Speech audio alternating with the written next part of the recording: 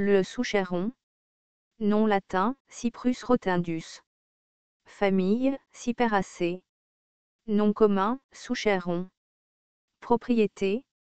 Des études ont suggéré des propriétés antidiabétiques, antioxydants, cytoprotecteurs, cicatrisants, anti-stress, antihypertenseurs, antimicrobiens, anti-obésité, anti-moustique, anticandidaires, anti-inflammatoires, antimutgéniques, analgésiques, cytotoxiques, antidiarrhéiques, anticonvulsivants, antilipidiques, neuroprotectrices, anti-amibiennes, anticholinestérase, antigiardiques, antispasmodiques, antidépressives.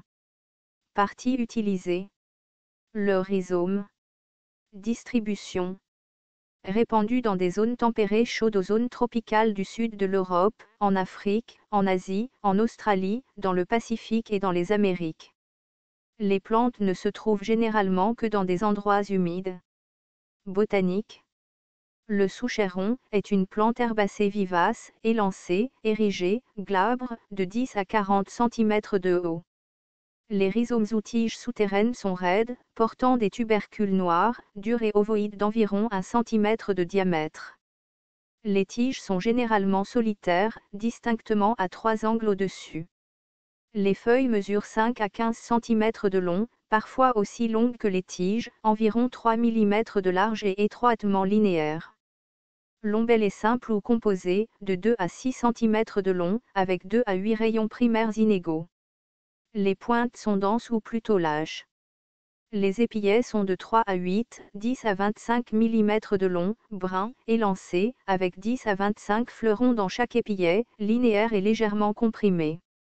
Les glumes mesurent de 2,5 à 3 mm de long, étroitement ou faiblement imbriqués.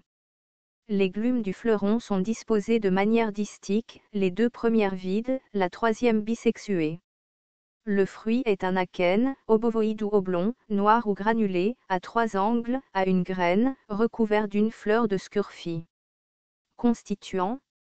Les principaux composants chimiques sont les huiles essentielles, les flavonoïdes, les terpénoïdes et les sesquiterpènes. Utilisation culinaire. Les rhizomes sont comestibles. Le parfum ressemble au citron et à la cardamome.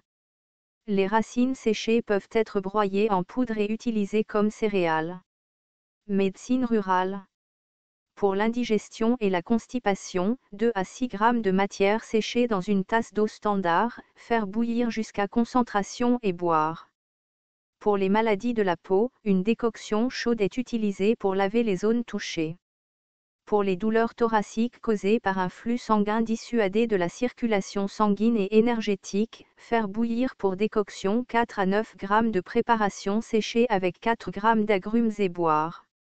Pour la gastralgie neurogène, distension abdominale, lourdeur à la poitrine, vomissements acides, 3 à 9 g de matière séchée en décoction. Pour les menstruations irrégulières et les menstruations douloureuses, 3 à 9 g de matière séchée en décoction. Pour les entorses, les ecchymoses et les infections du furoncle, utilisez la plante fraîche pilée comme cataplasme, appliquez-le comme cataplasme chaud. Les rhizomes sont utilisés pour les troubles gastriques et intestinaux. En Ayurveda, utilisé pour la lèpre, la fièvre, la dysenterie, les démangeaisons et comme vermifuge. Aussi utilisé pour la perte de mémoire, la dépression et l'épilepsie. En médecine traditionnelle, la plante est utilisée pour traiter les troubles de la mémoire et de la cognition. Les tubercules sont utilisés pour les troubles hépatiques avec ictère, pour le paludisme et les maux de tête. Autres. Les tubercules sont utilisés comme parfum pour les vêtements et comme insectifuge. L'huile essentielle dans les tubercules a une activité antibiotique.